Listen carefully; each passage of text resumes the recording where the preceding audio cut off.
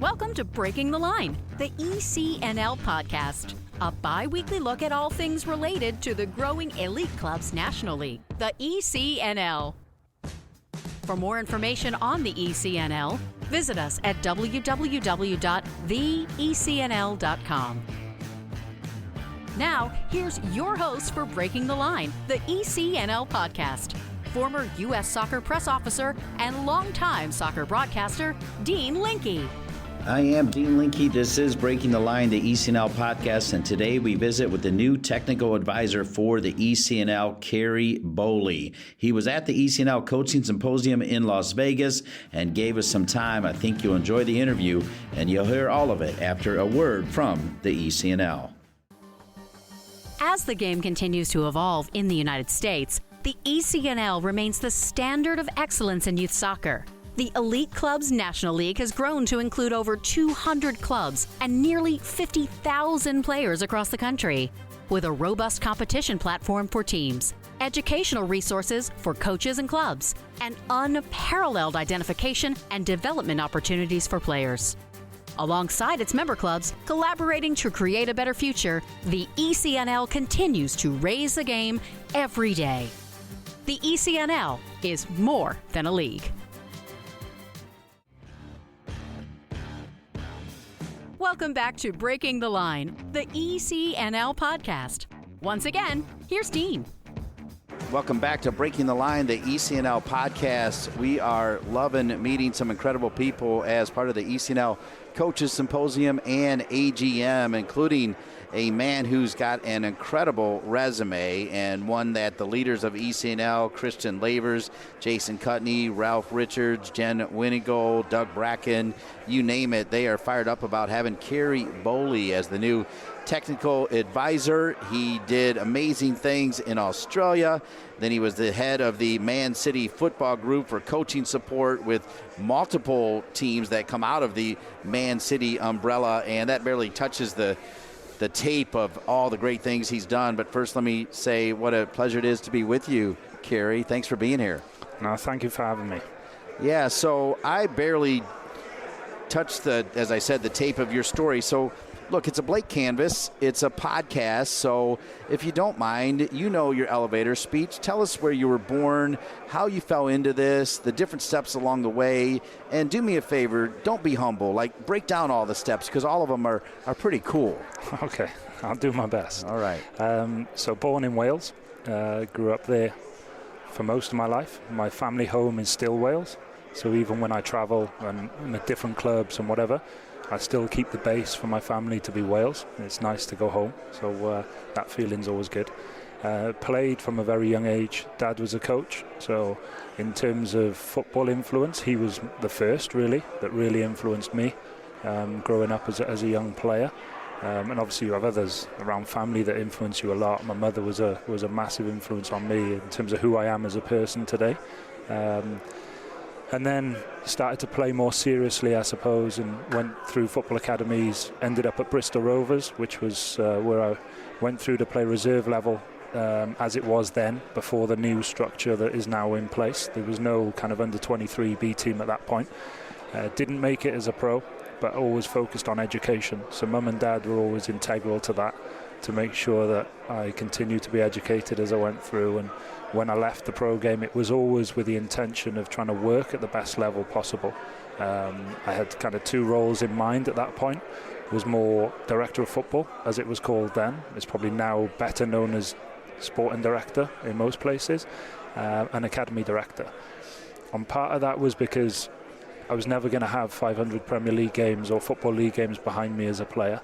And so at that point, being a coach was quite difficult. Most of them were ex-players that had long careers in the game.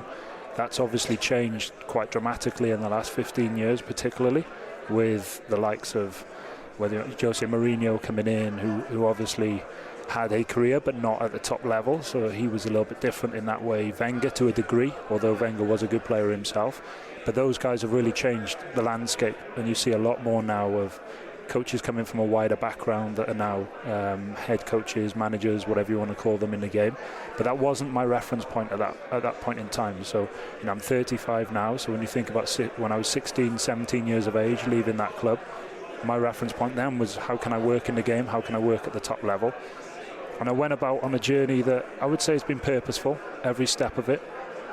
Not in terms of destination, because you can never plan for that, but in terms of what I wanted to be, it's always been purposeful, and I knew I had to be different. I had to bring something else to the table, because as I've mentioned, I didn't have the esteemed playing background at the professional level, and so I gave up playing quite young. I played semi-pro up until about 22. Broke my leg, and at that point I was about to embark on a different journey in education, and decided, right, that was going to be it for playing. My dad wasn't too pleased about it, but that's what the decision I took, because I wanted to use the 10 years or so that I would have had as a player to really learn and coach and do the things that was going to help me get to where I wanted to get to. So went through undergraduate, masters while working full-time, and then PhD at Cardiff Met, which was a kind of collaboration with the Football Association of Wales as well, linked to their coach education, coaching, and the psychology element of developing adolescent footballers and people, and worked for actually across the border for the English FA for part of that time as well, full-time. So about 18 months into my PhD, I started full-time employment, which was tough, I've got to be honest, because I was trying to juggle the two, both on a full-time capacity, and whilst also still trying to coach and be involved in the game in different ways. So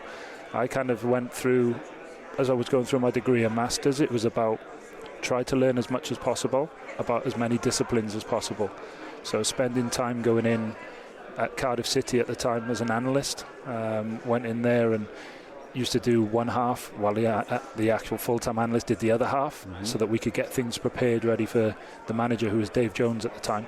And that was just voluntary role, getting experience. Spent a lot of time with sports scientists, strength and conditioning coaches to understand their world.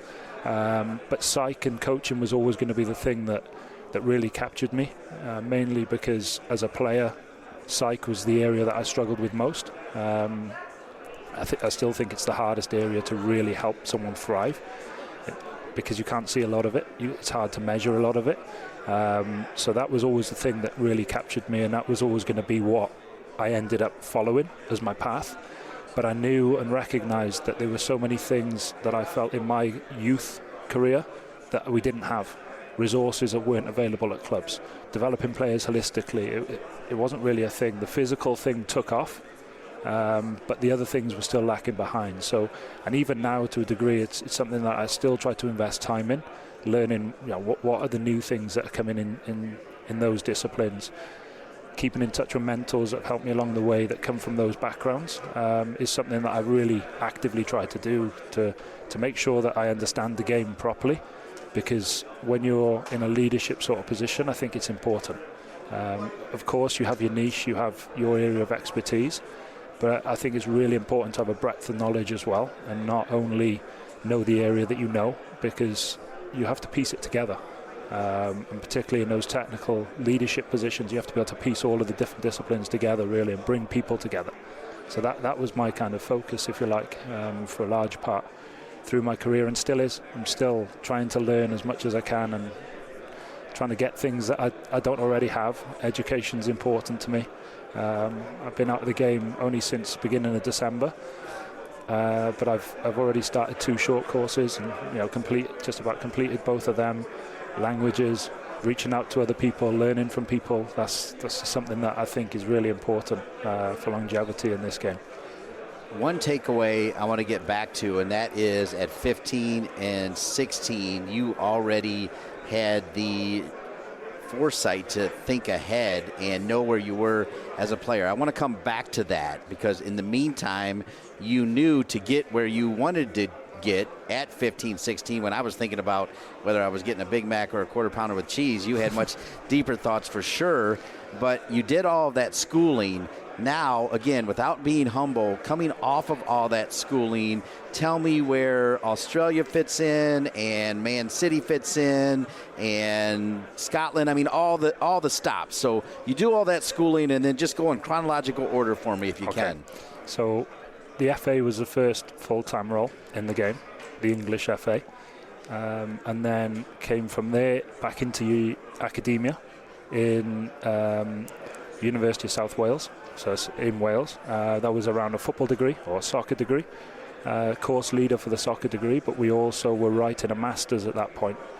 We've attracted quite a few esteemed coaches, let's say, onto that master's program, particularly in the initial years, and worked with a colleague on that, which was a great experience. And then from there, City Football Group, and of course Melbourne City are one of the clubs, so that's where the Australian link starts to come in. So the core clubs, NYCFC is another. That was a big priority for us.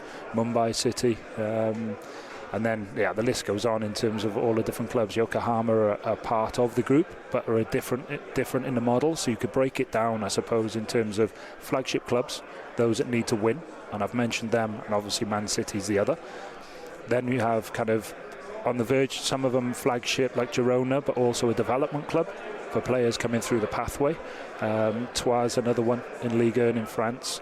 We've got Lommel in Belgium, second division club in Belgium. They've now got Palermo in Italy that came in right at the end of my time at the group, really. And then we have South America, so we have Montevideo City Torquay, South America, that's a big one. Sichuan in China. So it truly is a global club, They've just got Bahia now in Brazil. I didn't play any part in that because it was after my time. So that was 3.5 years on my journey. And then that's where I met Gio. He came to spend 6 months with us after he left Feyenoord on a sabbatical. And he travelled around the world with me to these clubs and got to understand the methodology, the way that I worked with coaches. And that's where the Scotland stop came in. I was never, as I said right from the start, my intention was never really first team football, but it was an experience that I felt would really help me in where I want to get to in the technical leadership stuff, because understanding the pressures day to day of being in that environment and what coaches now have to go through. We know that the tenures of coaches is pretty small. It's getting smaller by the season at the moment.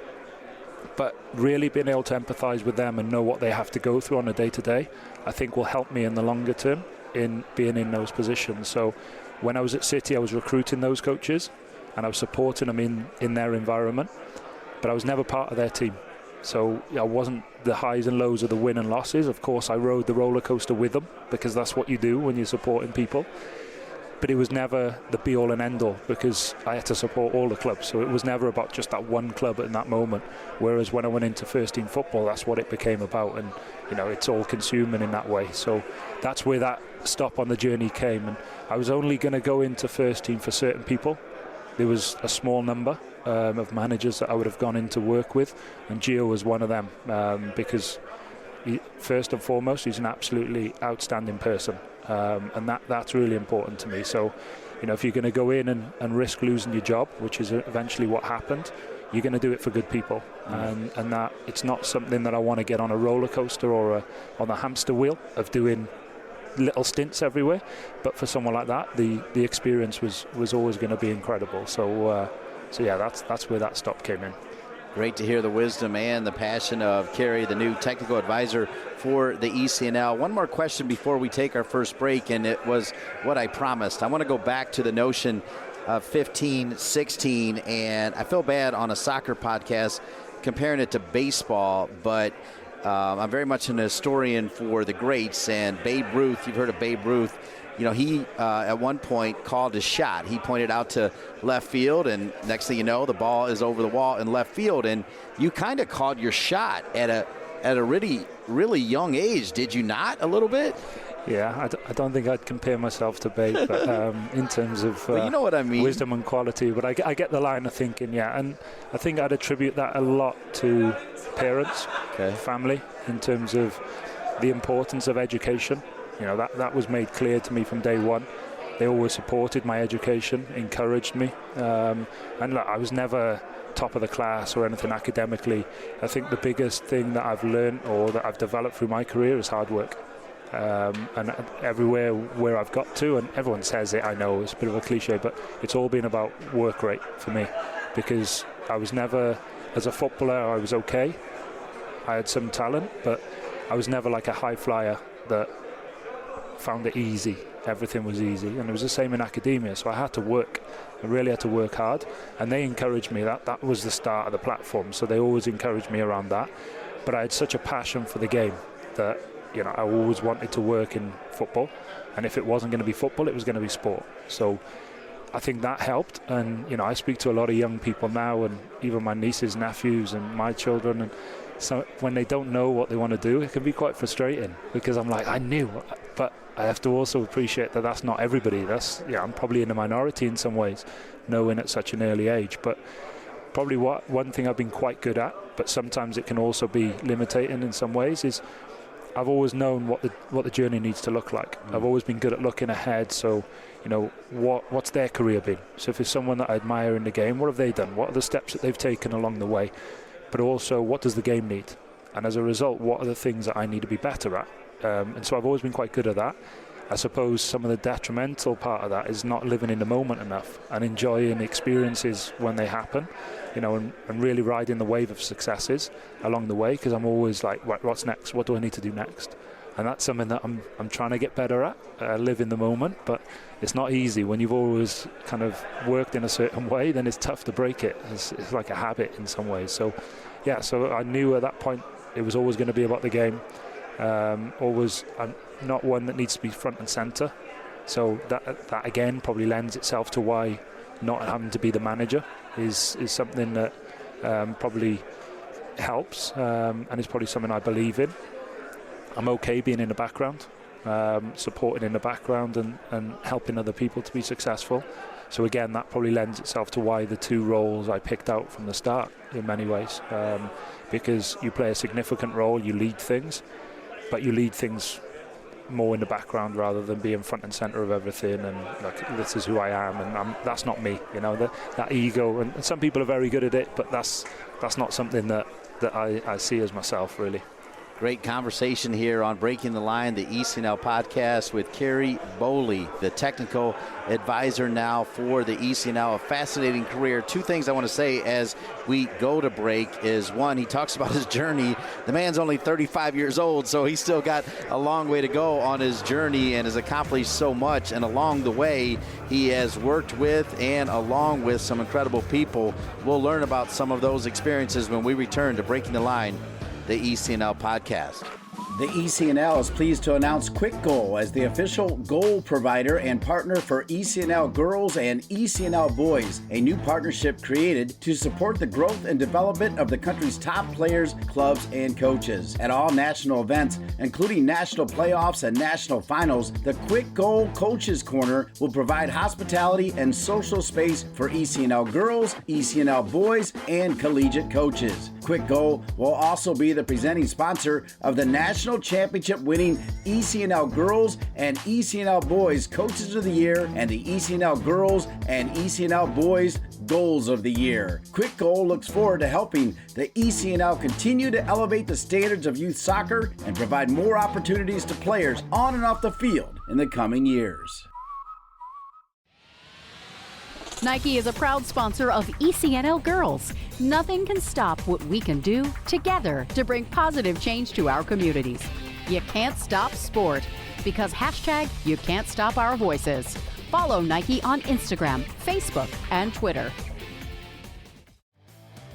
Hudl is a proud partner of Breaking the Line, the ECNL podcast. Hudl's powerful yet intuitive solutions make it easy for coaches and athletes to be at their best. And now it's more affordable than ever. All ECNL clubs can get 25% off on Hudl and Hudl Assist, the game breakdown solution. Clubs of 10 teams or more can take advantage of the exclusive ECNL Club package pricing. This bundle includes Hudl and Hudl Assist for every team and makes your club eligible for Hudl Focus Flex, the all-new portable smart camera with full Hudl integration at one affordable price. You can bring the best end-to-end performance analysis platform for soccer today. Just go to hudl.com/pricing/ECNL. That's Hudl, HUDL.com/pricing/ECNL. Welcome back to Breaking the Line, the ECNL podcast. Dean Linke hanging with the big timers, including Ceri Bowley, who's now the technical advisor. And in the first segment, you really did a nice job of breaking down your career. I love the fact that at 15, 16, you knew the kind of trajectory you needed to be on because you weren't going to be the next David Beckham, or in your case, Wales, the next Bale, I guess would be the best to say. And by the way, congrats on the tie against the USA. We'll talk about that a little bit later, but that was really cool. But, you know, the one name that people are going to be thinking of based on your career is Pep, right? So what can you tell us about how much you were able to interface with Pep? All of us who even know just the littlest about soccer are moved when we see him, hear him, watch him. What can you say about your experiences with him? Well, the first thing I would say is I think he's a genius, underappreciated by a lot, I think, because of the clubs that he's been at and the players that he's managed. He's quite humble in his press conferences. I mean, like, when he talks about Barcelona, he talks about Messi. Doesn't talk about the way that he worked and things. But I actually think he'll be more appreciated when he finishes coaching, which sadly is often the way for a lot of these coaches, that people really value what they did afterwards. But yeah, the guy is a different level to a lot, just in terms of the way he thinks. But then his obsession, and it is an obsession, and you see this in all walks of life, right? People who are the best at what they do, they're obsessed by it. But in terms of interactions, I probably had more with Cheeky Biggerstein, the director of football, than I did actually with Pep, because for him in that role, it's the pressure and need to win and the volume of games and everything. You don't really want to be too much in the way in that sense, because I wasn't part of his environment every day. That wasn't my role. So it was more through Cheeky, but did have conversations with, always really helpful.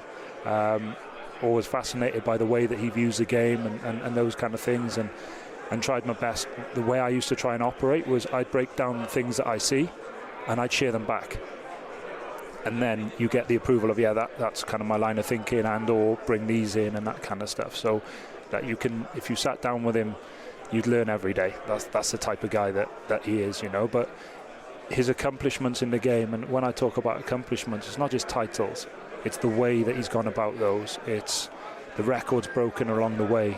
You know, records that were held by great clubs, great managers like Sir Alex, and he's broken a lot of them along the way as well. But also the impact he's had on grassroots in all the countries he's been at. And when you travel the world and you speak to like people in Spain, obviously they all wanted to play like Barcelona, and then you see the success of the national team, had a lot of Barcelona players in it. Then you go to Germany, and of course Bayern have always been successful, but you speak to coaches in Germany that say that they started to influence the way they wanted to play as a result. Of course, Germany won the World Cup when Pep was at Bayern with those group of players. Now, not saying it's because of him, but there's a part to play in that for sure. And then you see the success, or relative success, if you like, that England have had in terms of latter stages of tournaments consistently. And there's been an influence of players along the way that have played under Pep in that squad. And that's to take nothing away from Gareth Southgate, by the way, because he's done an incredible job with England.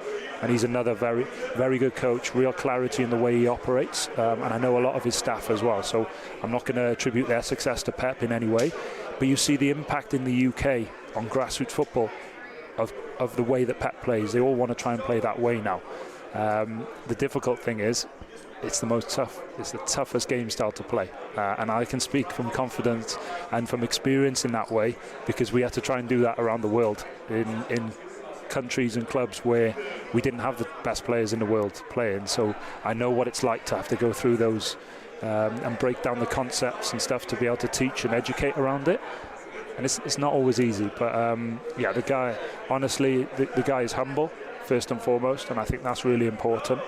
He works as hard as anybody, but also individually, and that's something that I'm passionate about as well, working individually with players to bring total clarity over what's expected when you're on the pitch. The volume of information is incredible, and that's why it probably takes players time when they go to City to really learn and before you really see them. So there's much debate in the media at the minute. Is probably Haaland. The one before that was Jack Grealish, and they always talk about them, but you've got to understand what he's asking of them before you can start to judge them, because the easy thing, and too often, people jump to numbers. I need to hit this numbers, need to hit that. Well, Jack Grealish is a player that will contribute numbers, But it's not just about that in his role in the system, and he's an incredible footballer and he's a talented player, but you don't always see the bits that what his role is integral to the rest of the team and the way it operates. So it's too easy to criticise and hammer people for that. But yeah, for me, he's the best. He's the best of the best. I'm glad you got to talk about Pep, and the next thing I wanted to talk about is closer to home in the United States is your ties to NYCFC. And as I'm thinking about that question, I'm wondering if Claudio Reyna was there at that time, and then that ties me back to maybe a sillier question, although I don't think it's that silly, but you can give me the take. So I was lucky enough to be the press officer for the 1994 U.S. World Cup team, and we made the decision to hire not a Pep, but a guy who had some glamour, some sizzle in Bora Milutinovic, who had some success in the World Cup and knew how to deal with the media and knew how to make things kind of spectacular, right? I think a lot of people with the World Cup coming back to North America, of course, Mexico and Canada will also be involved. I think there's a lot of people that wouldn't mind that kind of sizzle again, at least those of us that were around for that day. There's others that have been a part of this renaissance of American soccer that would love another American coach. But one name that keeps being thrown out there is, in fact, Pep to become the U.S. coach. Is that silliness, or is that possible? I guess anything's possible. The timing would be the crucial bit. He's just signed a new contract at City, and clearly that's going to be at the forefront of his focus. But is it possible? I wouldn't want to speak on his behalf, but I don't think it's as crazy as some things that you see out there. And who knows? Who knows? You know, it's definitely, you know, you see where the game's gone, particularly the last 10 years. It's incredible, the difference in the MLS and the national team, and I think the level of talent here is clearly here. Yeah, so if not Pep, do you see value in sizzle with an international coach, or do you think they should find the best American? It's an interesting question, right? Because I always try to relate it back to myself. And obviously I'm really passionate about Wales because that's my country. And I always prefer to have a Welshman lead the Welsh team. Okay. Because I think they get it. They understand what it's about. And we're obviously going to be more limited in that way, in many ways, because we're a small population. So there's only going to be a handful that do. But when you look at recent years and the success we've had, it's been with Welsh managers and staff at the forefront of that. And one of those guys was obviously Ocean Roberts, who played an integral part, particularly through the legend Gary Speed, when he came in and changed a lot of Welsh football at that time and the mindset. And then obviously Chris Coleman afterwards, and now with Robert Page, who led us at the World Cup. So I'm always quite traditional in that way, and England's always been the one that's kind of meddled a little bit with more foreign, and then there's debate around, well, after Gareth Southgate, who should it be, and that kind of thing. So I see it from both sides. Is there value in foreign managers? Of course. And you know, the Premier League has really benefited from that in England. I think really benefited, not only in terms of what they've brought, but what it's done to raise the bar of British coaches. Because now to be like where Graham Potter sits at the minute, where Eddie Howe sits in Newcastle, you have to be even better than what you had to be before, because you have to now compete with the world and not just the United Kingdom. So I think from that perspective it can help.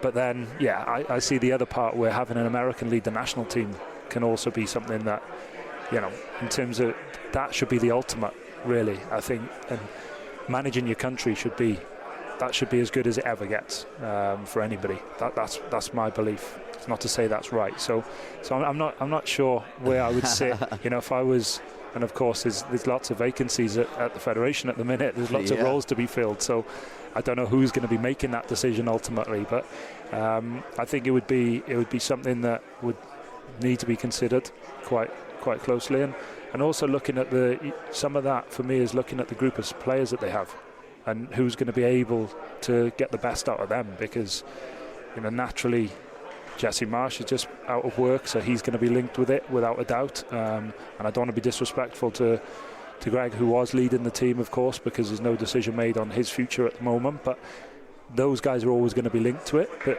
for me, you have to look at the group of players you've got as well and say, right, who's going to be the best fit to get maximum out of these guys, because they've got some talented players, that's for sure. Great take, and I appreciate you letting me ask it because, we're right here in the moment of it. So you gave us an in-the-moment answer, so I appreciate that. And, again, you had all these incredible stops, but because we're here in America, who did you work with at NYCFC, and how long were you with the club? So NYCFC was while I was at City, so it wasn't directly the club per se. It was my role at City Football Group. Claudio was sporting director when I first came in. That's what I thought. Okay. For maybe 5 to 6 months before he moved on, and then David Lee obviously took over from him. I worked with a little bit Dome towards the end of his time there, and then was my first appointment of a coaching team when I was at City Football Group in terms of process that I led with obviously David and with Brad from New York, and then from Brian Marwood at City Football Group was actually Ronnie, Nick Cushion, Mehdi Bellucci, Efren when he came in, and obviously Rob stayed as part of the as a goalkeeper coach and part of the staff. So that was the kind of the first group that we put together, or I was involved in putting together, and then worked with them week to week. Still speak to Nick Cushion all the time. Spoke to him yesterday via message, so I'm constantly in contact with him.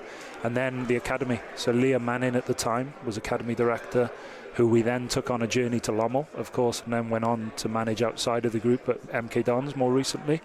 So worked with him, worked with Matt Pilkington, who now leads the MLS Next team. I worked with him and other individuals within it, Dan Fradley from an analysis perspective. So lots of people really in terms of who I worked with, and yeah, it was one of my favourite ones to work with, I have to say. I love that, and we love dropping names on this show as well. We're going to take one more break and come back for our final segment with Ceri Bowley, now a technical advisor with the ECNL. You just heard him break down so many incredible stops, so much education, including his PhD. I really should call you Dr. Bowley, right? I mean, officially. You don't need to do that. Dr. Bowley it is, and we'll come back with Dr. Ceri Bowley and find out why he saw so much promise in the ECNL, because let me tell you folks, they're really glad to have him. ECNL Boys is partnering with Puma for the second year, driving sport forward with the leading products and the next generation of pros who wear them. Puma has proven themselves as the fastest sports brand in the world, the fastest innovation, the fastest players, and the fastest products in the game. They're the perfect partner to complement the speed and talent of our teams. In keeping with their mantra of forever faster, Puma introduces the world's fastest boot, the Ultra. The only boot engineered for speed, the Ultra combines a woven upper with a lightweight outsole for direct forward motion, speed, and acceleration. It's the best in the game, designed for the best players in the game. Soccer.com is proud to partner with the ECNL to support the continued development of soccer in the U.S. at the highest levels. We've been delivering quality soccer equipment and apparel to players, fans, and coaches since 1984. Living and breathing the beautiful game ourselves, our goal at Soccer.com is to inspire you to play better, cheer louder, and have more fun. Visit Soccer.com today to check out our unmatched selection of gear, expert advice, and stories of greatness at every level of the game. From athletes just starting to turn heads to some of the best athletes to ever play their games, Gatorade shows that they are the proven fuel of the best. For the athletes who give everything, nothing beats Gatorade, the studied, tested, and proven fuel of the ECNL. Welcome back to Breaking the Line, the ECNL Podcast. We're here with Ceri Bowley, now the technical advisor with the ECNL. And you heard my segue to that break there, Ceri. You've done all these amazing things. I will say I have been around the game a long time, but I'm just an ambassador, a broadcaster. You guys are the smart people. And this is going to sound sycophantic, but when I met Christian Lavers a long time ago, even before I got involved with the ECNL, I was like, man, this guy's really, really smart. And one thing I knew about him is he likes to be around people that are really, really smart. I'm sure you picked up on that. So I got to believe that was draw number one. But tell the whole story. What was the draw for you to say, I can, quote, in your own way, fully commit, knowing that you're doing some other stuff as well, but I'm going to use those words, fully commit to the ECNL as the technical advisor. What's the answer to why? Okay, so I'll start with how I met Christian, because I think that's quite important. And it was via Ian Barker, who was obviously at United Ian. Soccer Coaches. And I first met Ian on a study visit when it was the NSCAA. NSCAA, in Philadelphia, and built quite a good relationship with him. I was at the FA in England at the time.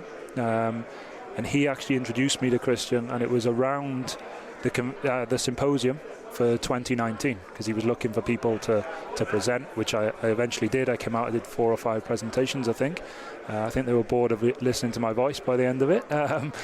But built a relationship off the back of that, really. And you saw at that time the enthusiasm for education and what they were trying to do, and obviously you do some more research around the ECNL and what the journey they've been on, and you've only got to look at this event now compared to 2019 and see the growth in terms of the number of people that are coming here for the education over the next couple of days, but also obviously what he stands for. A lot of it is because of the relationship I built with Christian, I've got to be honest. And we are quite similar in some ways in terms of people. I think the values and the character, that kind of thing, we're quite similar.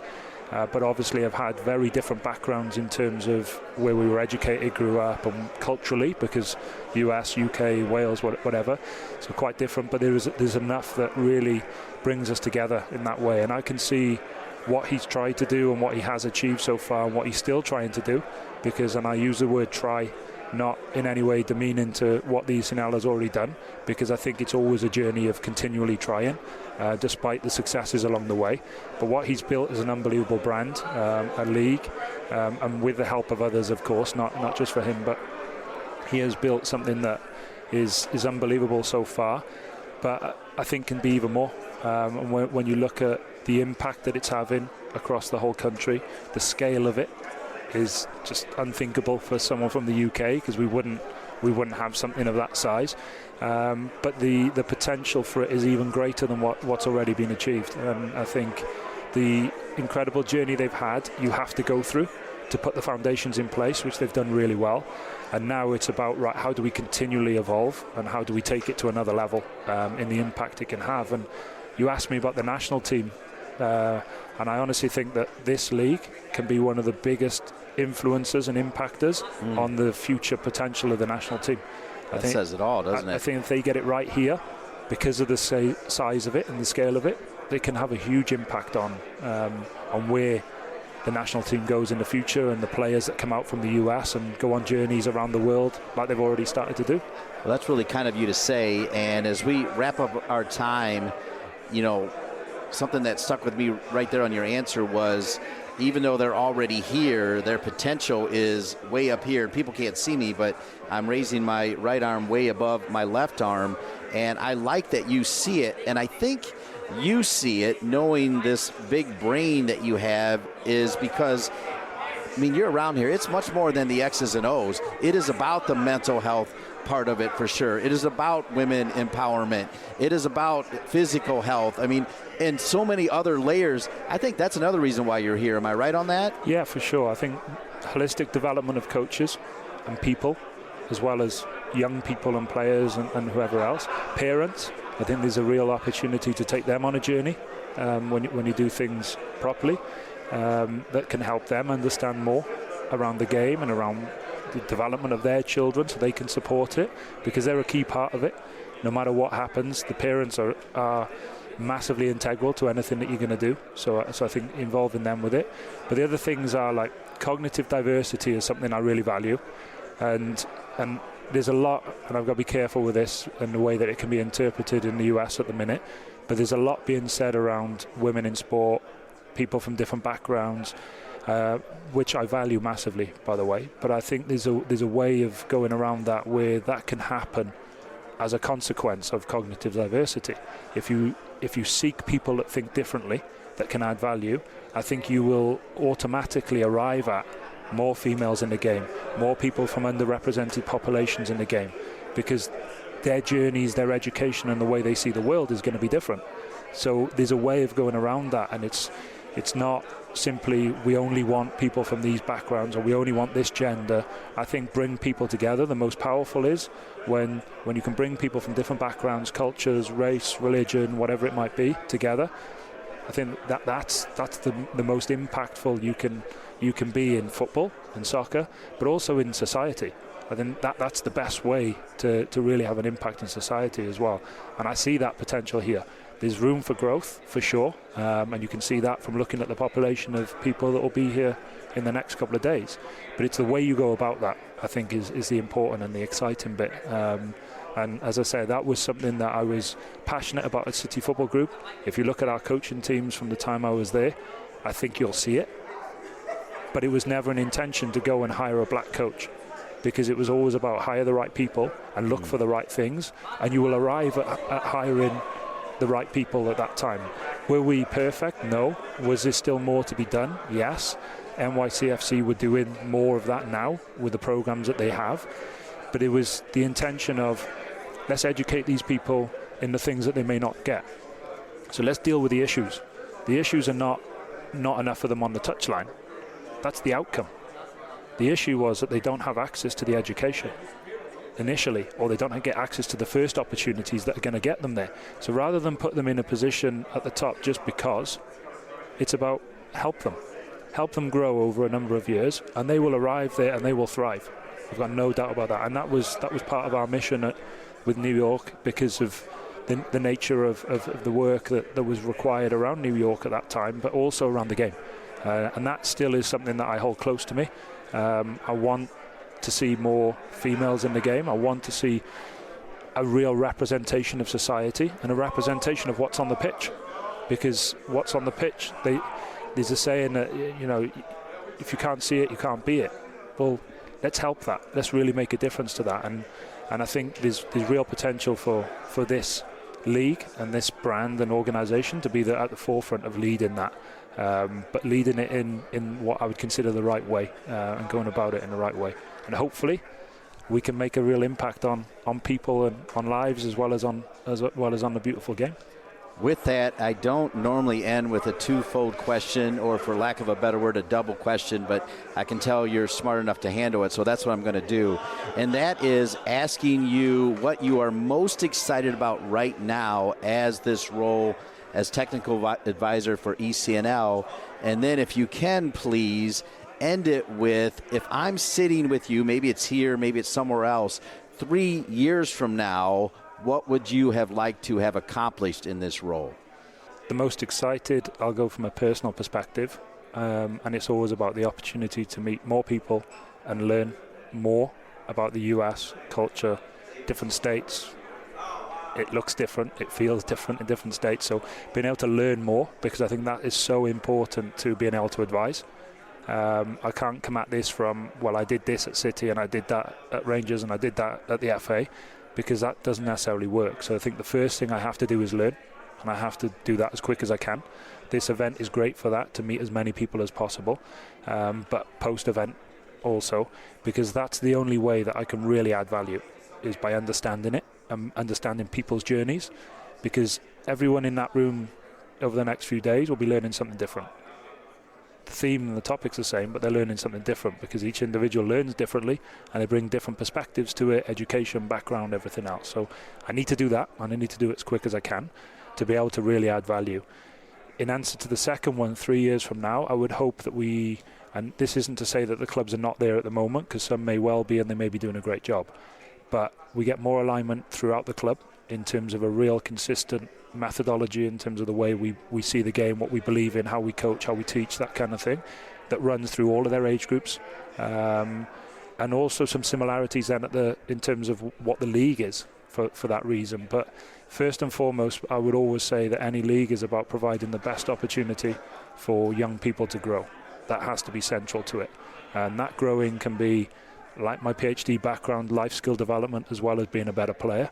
But I totally believe in develop the person, you'll develop the player, and that's my first kind of start point. And then one of the things that I'll use as part of my presentation is as individual as possible, specific as possible, as often as possible.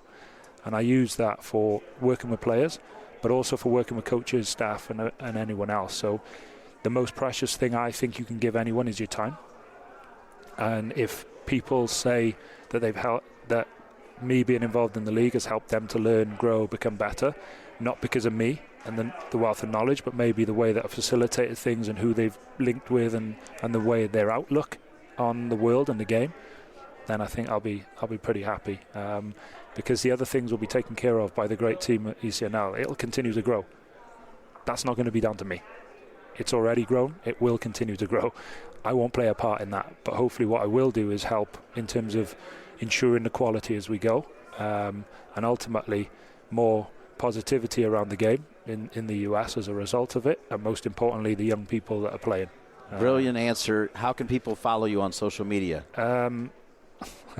Twitter is just at Ceri Bowley, same as on Instagram, and then I'm on LinkedIn as well. I tend to use LinkedIn a lot more than the others at the moment. Social media is a funny place right now, but I am on there. And I do try and respond to any direct messages, by the way. So as much as I can, I do get back to people. I really enjoyed this. I hope you did. Thanks so much for spending time with us on Breaking the Line, the ECNL podcast. My pleasure. Thank you for having me. I want to thank Ceri and everybody at the ECNL, and also our producer, Colin Thrash. For each and every one of them and all of you, I'm Dean Linke. We'll see you in 2 weeks for another edition of Breaking the Line, the ECNL podcast. Thanks for listening to Breaking the Line, the ECNL podcast. For more information on the ECNL, visit us at www.theecnl.com. And if you have a suggestion for the show or a great idea for a guest, please email us at info@theecnl.com. Breaking the Line, the ECNL podcast is an ECNL production. ECNL, more than a league.